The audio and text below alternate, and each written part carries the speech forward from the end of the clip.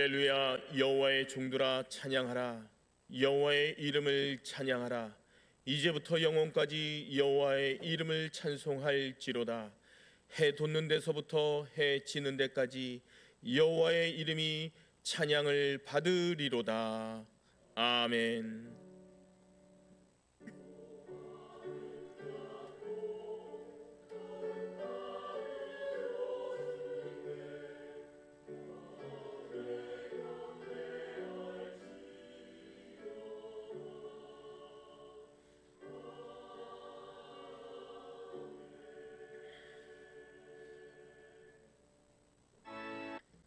제가지 성경으로 신약 128쪽입니다.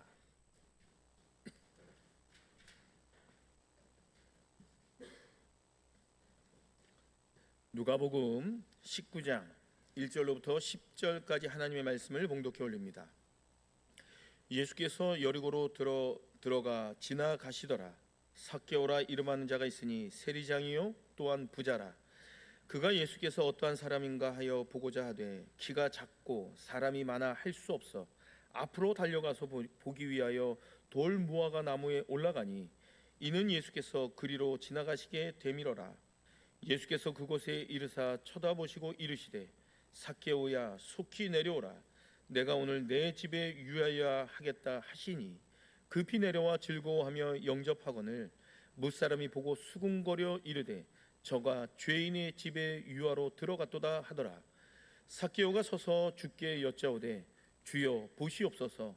내 소유의 절반을 가난한 자들에게 주겠사오며 만일 누구의 것을 속여 빼앗은 일이 있으면 네 갑절이나 갚겠나이다.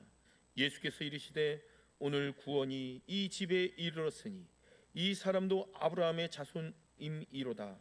인자가 온 것은 잃어버린 자를 찾아 구원하려 함이니라. 아멘. 돼지는요, 우리가 잘 알고 있는 돼지는 땅을 늘 파먹고 살다 보니까 목이 이제 굳어졌고 땅만 바라보니까 그리고 15도 이상 고개를 들지 못한다 그럽니다. 신체 구조상. 그래서 하늘을 바라볼 수 없는 신세로 이 땅을 살아가는 신세가 바로 돼지의 인생입니다. 이 돼지가요, 일평생 하늘을 딱 한번 바라볼 수 있는 기회가 있다고 하는데 어느 때냐면 지나가다가 돌부리에 걸려서 넘어지거나 또 웅덩이에 빠져서 몸이 뒤집히거나 아니면 도살장에 끌려갔을 때 하늘을 그때야 바라볼 수 있다는 겁니다. 사랑하는 성도 여러분, 하나님의 사람들 가운데서도 이와 같은 지굴성, 이걸 지굴성이라고 해요. 하늘을 바라보지 못한 지굴성 크리스천들이 있다는 겁니다. 하늘이 있으나 하나님의 꿈과 비전이 분명히 있으나 항상 땅만 바라보고 산다는 거예요.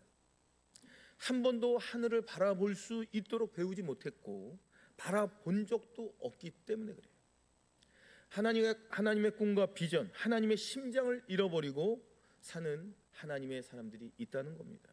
자, 그러나 우리 삶 가운데 어느 날 갑자기 고통이 찾아오고 사업이 실패하고 또 몸에 병이 들고 그러면 그제서야 넘어져서 하늘을 바라본다는 겁니다. 인생에 정말 가치가 있는 것이 무엇인지를 그제서야 깨닫게 된다는 사실입니다. 또한 하늘을 절대 바라보아서는 안 되는 동물이 또 있다 그래요. 어떤 동물인지 아십니까? 꿩이라 그래요. 꿩 사육장에 혹시 가보셨는지 모르겠습니다. 꿩 사육장을 가면 하늘이 다 뻥 하고 열려 있답니다. 이 꿩이요, 날개도 정상이고 이 꿩이 약을 먹은 것도 아닌데 하늘을 날지 못하는 거예요. 이유가 뭔지 아십니까? 모든 꿩의 머리에 작은 모자를 씌웠대요. 그래서 하늘을 보지 못하게 한 거예요.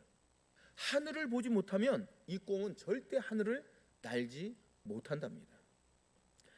하늘이 분명히 열려 있고 얼마든지 날아오를 수 있음에도 불구하고 하늘을 보지 못해서 날지 못하는 동물이 꿩입니다.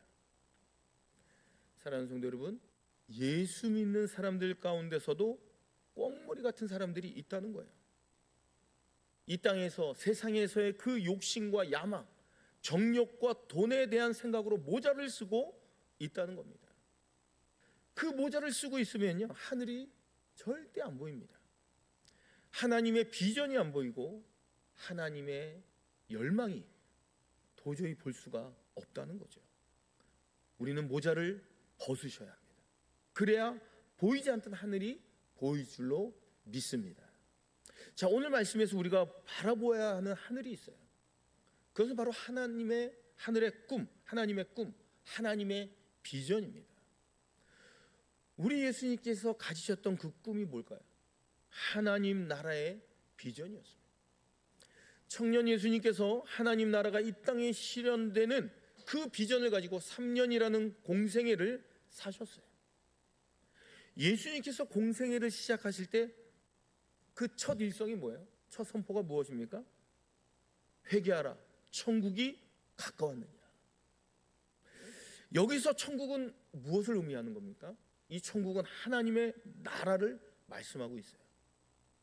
예수님 사역의 주제가 하나님 나라였고 예수님께서 궁극적으로 목적하신 바가 바로 하나님 나라였습니다.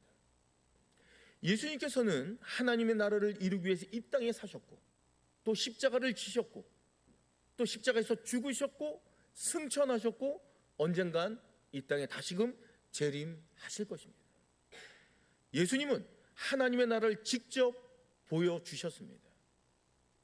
예수님이 살아온 삶의 방식을 통해서 어떻게 이 땅을 살아가면 하나님 나라가 실현되는지 우리에게 분명히 명확하게 증명해 보여주신 겁니다. 예수님께서 이 땅에 오심으로 말미암아 하나님의 나라가 이 땅에 임했습니다. 저 멀리 저 높이 막연했던 그 하나님의 나라가 인간의 시간과 역사 속에 들어오신 거예요. 마치 추상적으로 보였던 하나님의 나라가 예수님을 통해서 구체적으로 실천적인 하나님의 나라가 된 겁니다. 마치 멀리 보였던 하나님의 나라가 내 삶 속에서 가깝게 느껴지고 보이게 된 거예요. 나랑 아무 관련이 없어 보였던 그 하나님의 나라가 나와 너무나도 밀접한 하나님의 나라로 다가오게 된 겁니다. 우리 예수님이 꿈꾸셨던 하나님의 나라는요, 장소의 개념이 아니었어요. 이곳이다 저곳이다 하는 장소의 개념이 아니라는 거예요. 이때다 저때다 이야기하는 시간적인 개념도 아니었습니다. 우리 예수님이 주장한 하나님의 나라는 어떤 개념일까요? 관계적 개념입니다. 하나님이 통치하는 이 세상, 그것이 바로 하나님 나라라는 거예요. 여러분이 살아가면서 삶의 주도권과 삶의 선택권을 하나님께 내어드리는 것, 바로 그곳이 하나님 나라입니다. 주님 결정해 주세요. 주님이시라면 이럴 때 어떻게 선택하시겠습니까? 이렇게 늘 주님께 묻고 주님께 선택권을 내어드릴 때 우리의 삶 속에 하나님의 나라가 임할 줄로 믿습니다. 여러분, 이 세상의 나라는 어때요? 이 땅의 나라는 내가 선택하고 내가 결정하고 내가 판단하고 내가 생각하고 내 힘으로 극복해 나가는 거예요. 그러나 하나님의 나라는 하나님이 주인 되시고 하나님이 다스리는 이 세상이 바로 하나님 나라입니다. 믿지 않는 집안에 믿음의 며느리가 시집을 갔어요. 말씀 부여잡고 하나님 말씀대로 살아보려고 부진장 노력을 한 겁니다. 근데 그 말씀대로 살아보려고 해도 씨알이 맥히지 않는 거예요. 가족 구성원들에게.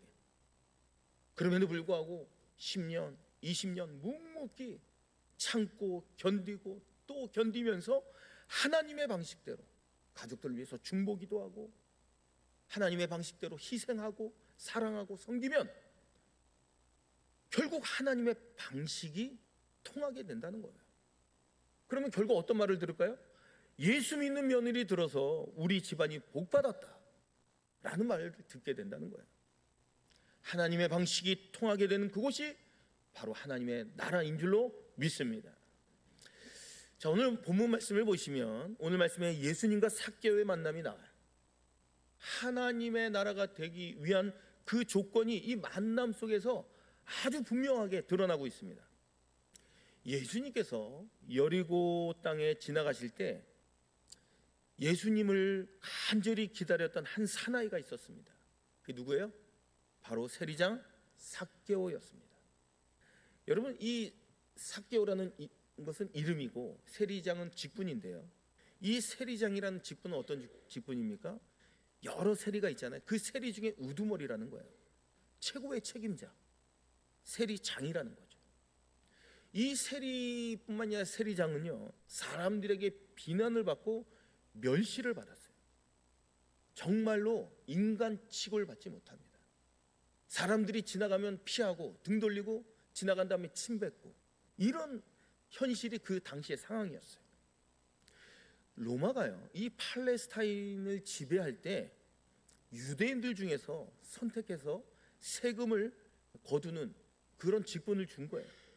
그래서 이 세리들은 세금을 어떻게 거뒀냐면, 당시에 가령 예를 들면 5개를 거뒀어요. 한 사람에게 5개를 거두면 4개는 내가 갖고 1개를 로마에 세금으로 바친 거예요. 그 사실을 알고 있는 유대인들, 이스라엘 백성들이 어떤 마음이겠어요? 우라통이 터지죠. 그러니까 얼마나 비난을 받았겠어요. 계치급도 못 받은 거예요. 오늘 말씀에 이 삭개오가 보인 반응을 우리가 주목할 필요가 있습니다.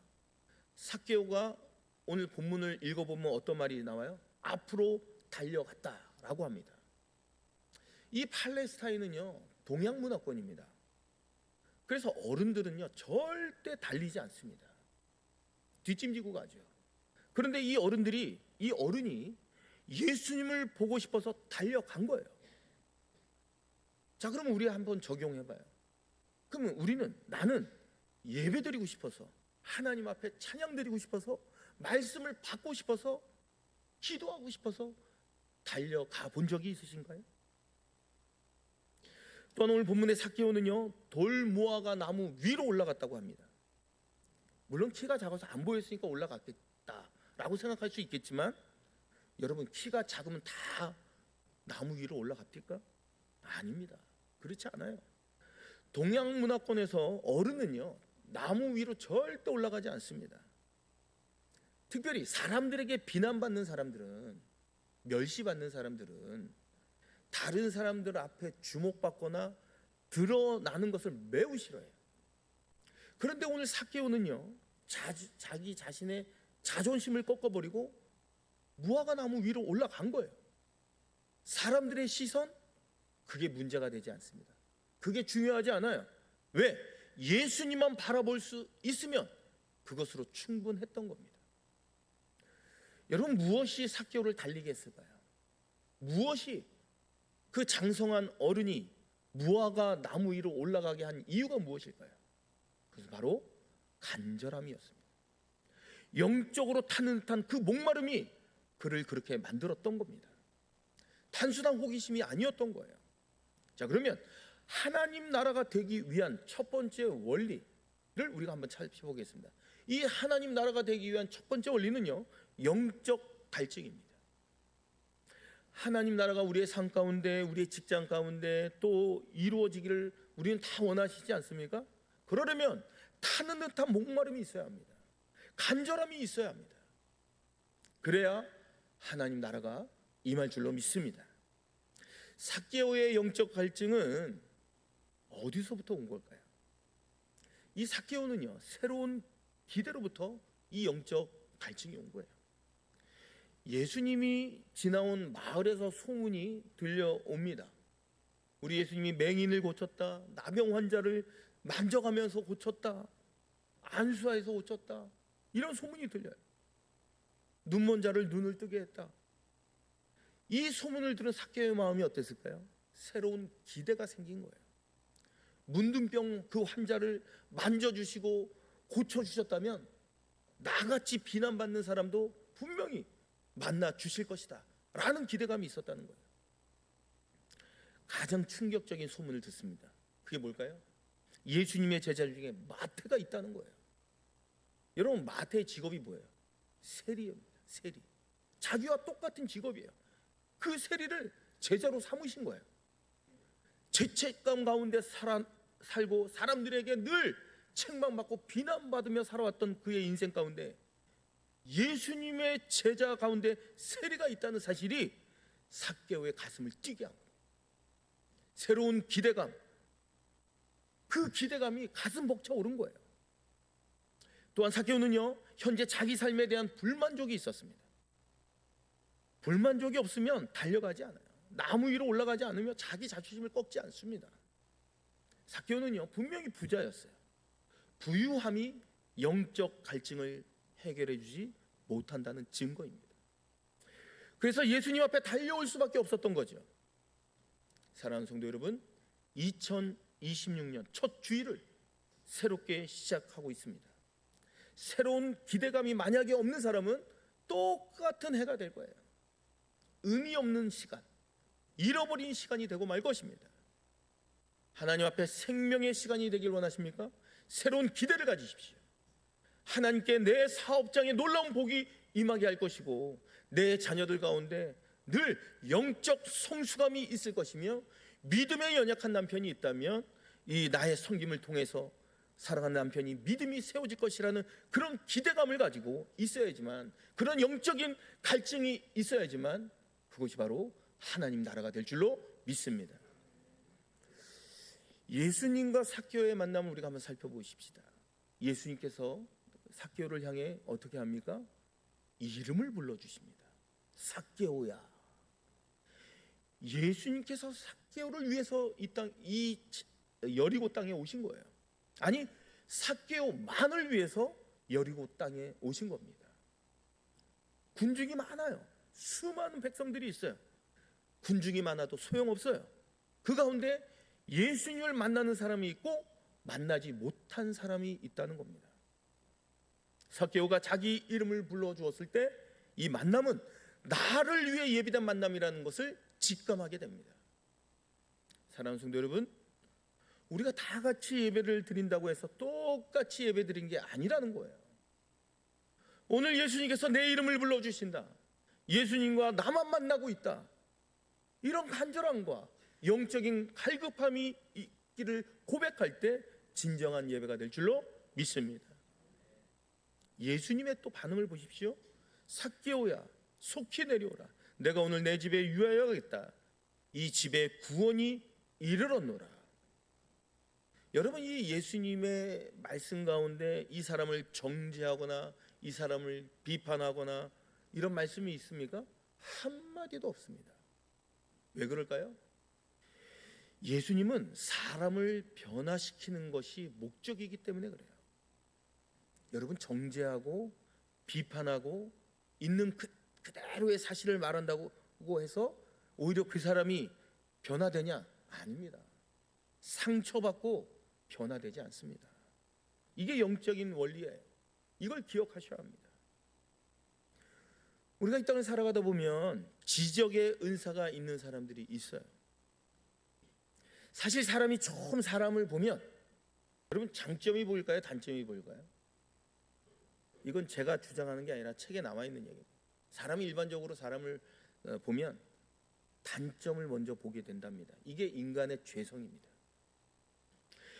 그래서 우리의 입술과 우리의 눈이 거듭나야 하는 이유가 여기에 있는 거예요. 그래서 우리는 항상 이야기를 할 때 아무 생각 없이 그냥 말을 뱉어버리면 그 말은 대부분 죄성이 뭉쳐진 부정적인 말이거나 상대방을 비판하거나 또 상대방의 단점을 이야기하거나 상처를 입히는 말이라는 거예요. 그래서 우리는 어떻게 해야 됩니까? 우리는 입을 열어서 말이 튀어나올 때 잠깐 스탑, 멈춤 버튼을 눌러야 됩니다. 그래서 잠시 생각하고 통제하고 주님께 묻고 하나님의 생각대로 말을 하셔야 합니다. 그러면 그게 걸러진다는 거예요. 지적하는 은사가 많은 사람 곁에는요, 하나 둘씩 사람이 떠나고 말아요.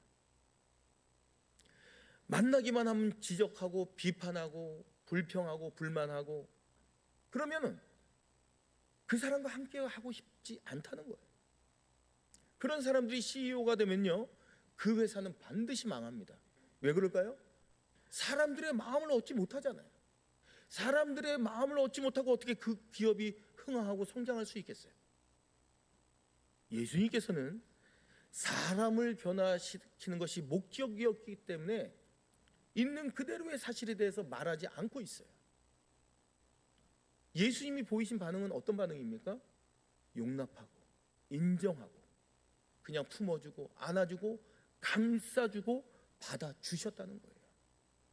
있는 그대로 받아주신 줄로 믿습니다. 하나님 나라가 되기 위한 두 번째 원리는요, 사랑입니다. 그 사랑 때문에 삭개오가 180도 바뀐 인생을 살아갑니다. 참고로 사람은요, 쉽게 변하지 않는다는 말이 있지 않습니까? 여러분, 이 강단에서 선포되는 이 말씀, 이 설교 말씀 한두 마디 내가 들었다고 해서 변화될까요? 쉽지 않아요. 진정한 사랑을 경험하고 진정으로 인정을 받아야 사람이 변화되는 거예요. 삭개오가 예수님께 그런 대접을 받은 겁니다. 일평생 한 번도 받아보지 못했던 새로운 대접을, 그 큰 사랑을 받은 거예요. 그래서 삭개오가 인생이 180도 변화된 인생을 살아가기 시작합니다. 근데 중요한 게 있어요. 이 예수님의 사랑 안에는 희생이 담겨져 있었습니다. 예수님께서 삭개오의 집에 유하러 가겠다라고 말씀하실 때 갑자기 예수님의 별명이 바뀌어지기 시작합니다. 어떤 별명이에요? 먹기를 탐하는 자, 죄인의 친구. 이런 욕을 바리새인들과 서기관들이 예수님을 향해 손가락질하는 거예요. 예수님 들리도록 한 얘기를 이 삭개오가 들었을까요? 못 들었을까요? 들었겠죠. 얼마나 삭개오의 마음이 미안했을까요? 왜? 자기 때문에 듣지 않아도 되는 말을 예수님이 들었잖아요. 이런 욕을 들으신 거 아니에요. 이런 희생이 따랐기 때문에 사람이 변화되는 겁니다. 내가 널 사랑한다 100번 말해봤자 그 사람이 변화될까요? 안 됩니다. 희생이 따라야 됩니다. 가정을 보세요. 우리 자녀들이요, 왜 어머니에게 감동합니까? 사랑한다고 말해서일까요? 아닙니다. 사랑을 몸소 희생으로 표현했기 때문에, 삶으로 증거했기 때문에 자녀들이 어머니의 사랑에 감동받는 거예요. 자기는 못 먹어도 자녀들을 먹입니다. 자녀가 아플 때면 어떻게 해요? 밤을 지새워요. 뜬 눈으로 밤을 지새웁니다. 자기는 굶어도 자녀를 위해서 교육을 시키고 소를 팔아서 자녀를 공부시키기도 하셨잖아요. 우리 어머님들. 이 희생을 통해서 삭개오에게 사랑이 증거된 겁니다. 제가 오래전 좋아하던 프로그램이 티브는 사랑을 싣고였습니다. 그 프로그램에서 옛날에 보고 굉장히 인상이 깊었던 장면이 기억이 납니다.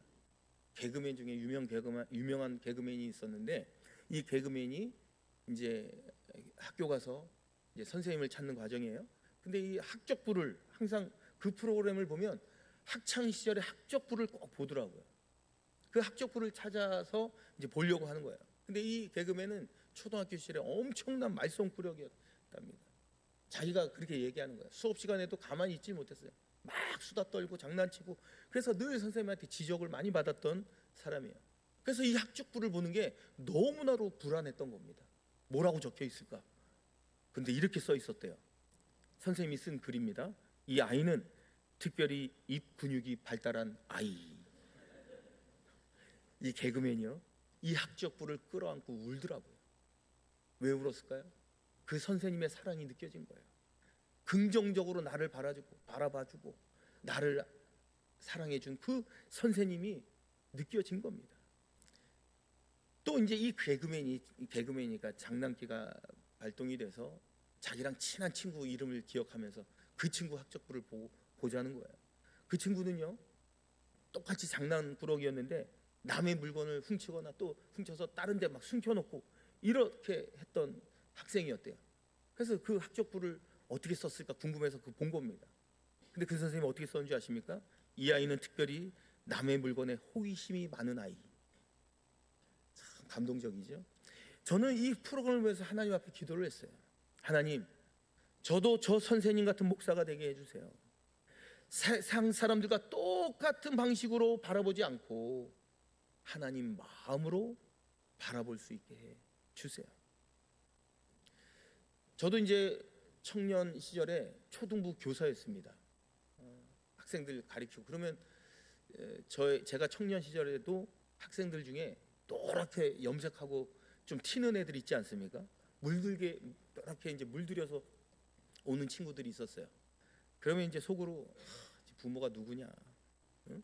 어떻게 신앙생활을 저렇게 할 수 있나? 막 그러면서 이 머리를 가지고 내가 속으로 저 사람을 저 학생을 판단하고 비판하고 속으로 정죄했던 그랬던 것 같아요. 제 느낌이. 그래서 한번 곰곰이 생각을 해보세요. 이제 어느 정도 이제 목회자가 되어서 신앙의 깊이를 가지고 한번 생각을 해봤습니다. 예수님이라면 그때 당시에 노랗게 물들인 저 학생을 바라보면서 뭐라고 하셨을까? 예수님이 아마 그랬을 것 같아요. 야, 머리 잘 나왔다. 너 어느 미용실에서 했니? 나도 머리가 좀 긴데 네가 추천한 그 미용실에서 한번 나도 염색해보고 싶다.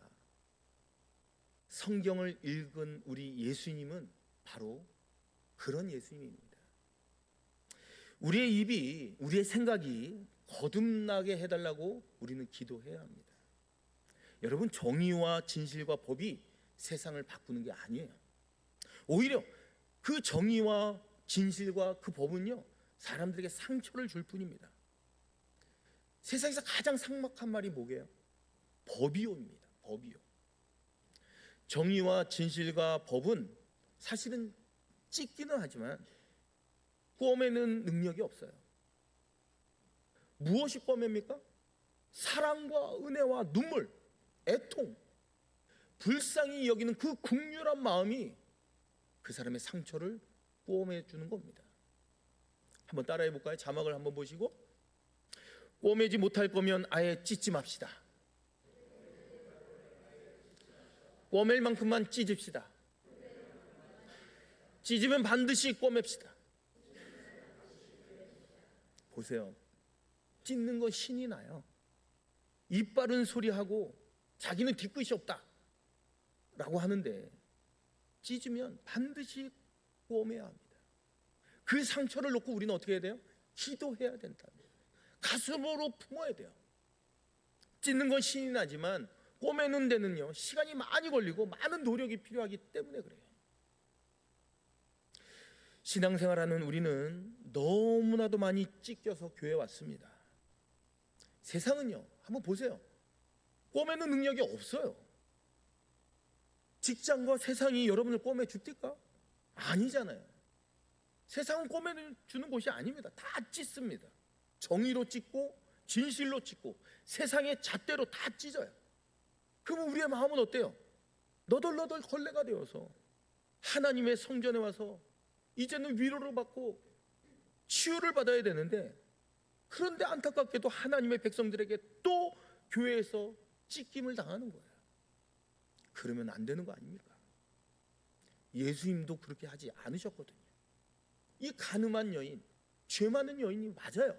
이 가늠한 여인이 찾아와서 왔을 때 예수님이 뭐라 그러셨어요? 내가 너를 정죄하지 아니하노니 가서 다시는 범죄하지 말라. 우리 예수님도 이 여인을 품어주셨어요.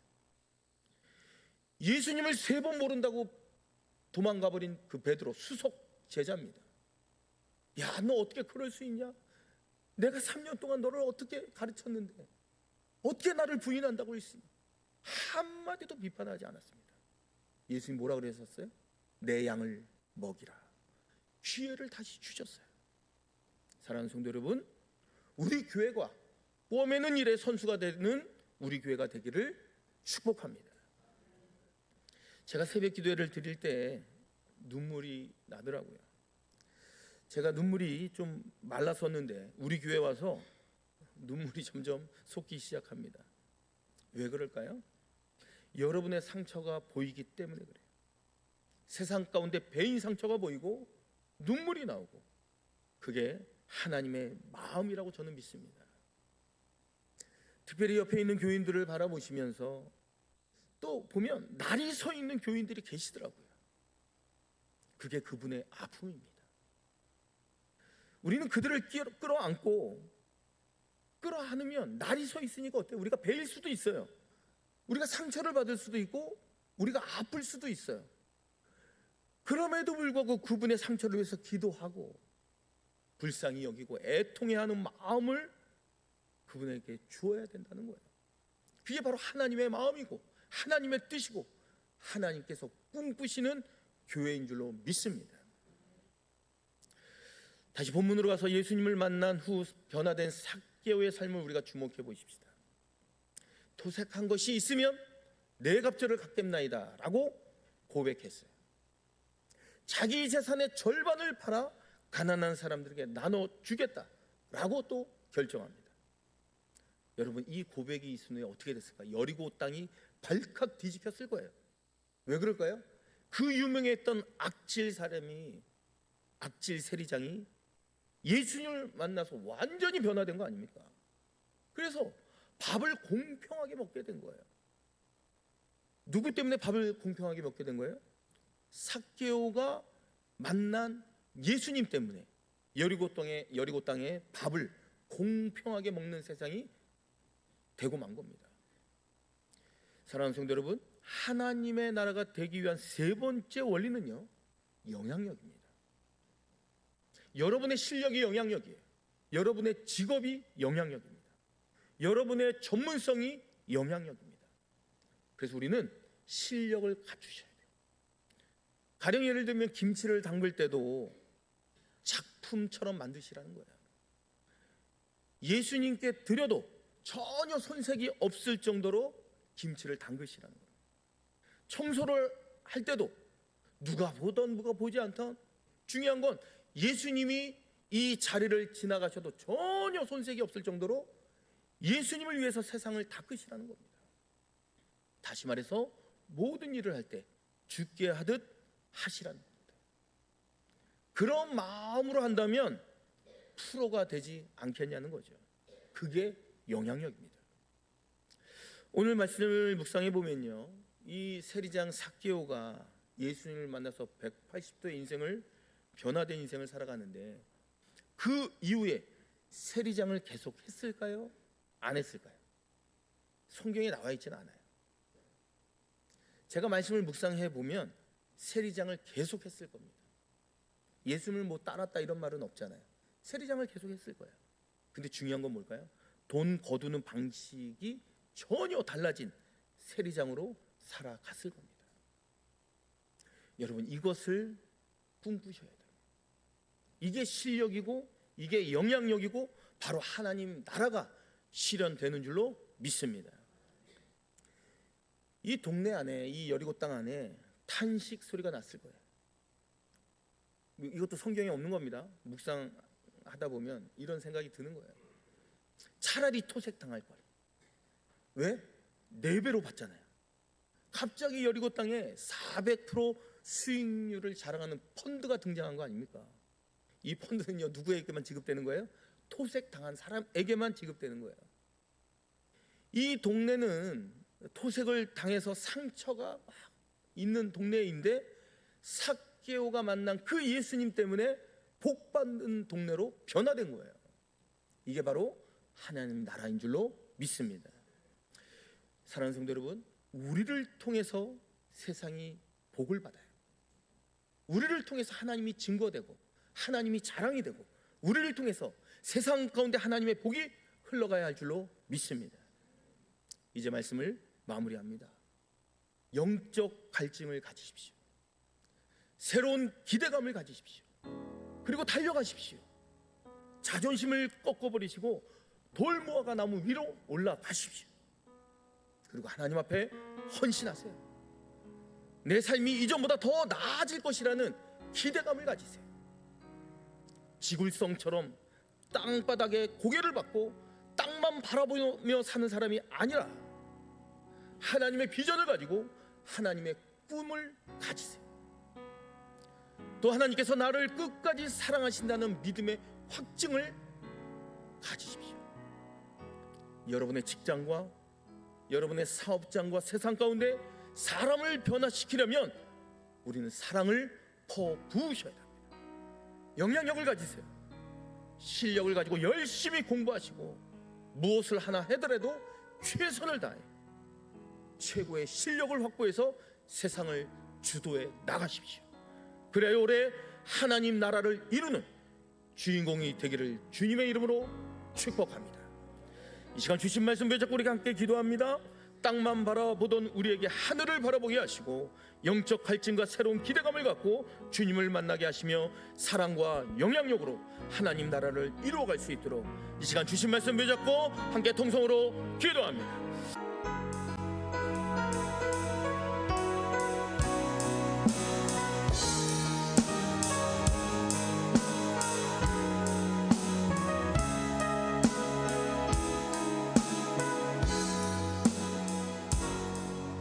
아버지, 당신의 마음이 있는 곳에 나의 마음이 있기를 원해요. 아버지, 당신의 눈물이 고인 곳에 나의 눈물이 고이길 원해요.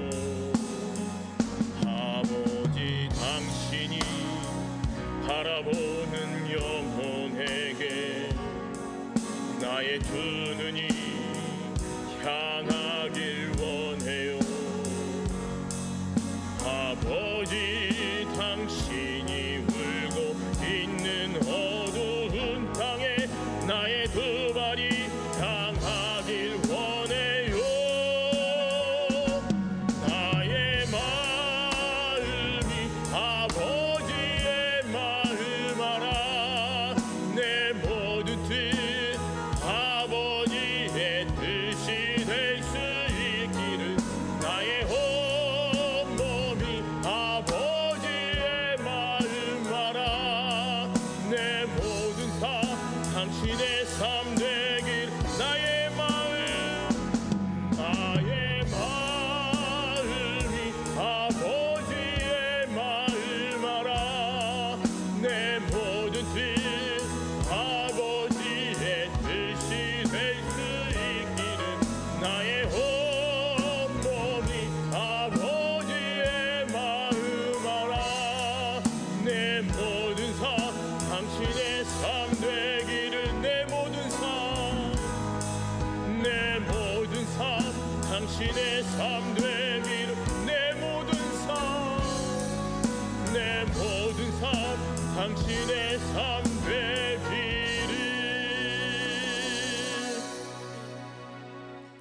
모자를 벗고 하늘을 바라보십시오. 주님의 비전을 품고 더 나아가 사랑과 영향력으로 세상을 변화시키며 하나님 나라를 이루는 복된 인생을 건설해 가십시오. 지금은 우리 주 예수 그리스도의 은혜와 아버지 하나님의 극진하신 사랑과 성령의 감화감동 충만 교통하심이 그 어떠한 상황 가운데서도 주님의 마음으로 사랑을 나누고 세상을 변화시켜 하나님 나라를 이루는 주인공으로 이 땅을 살아가고자 다짐하고 결심하는 모든 하나님의 백성들 머리 위에와 저들의 가정과 직장과 사업장과 삶의 터전 위에와 이 나라 이 민족 위에 이제로부터 영원토록 함께 계시기를 간절히 축원하옵나이다. 아멘.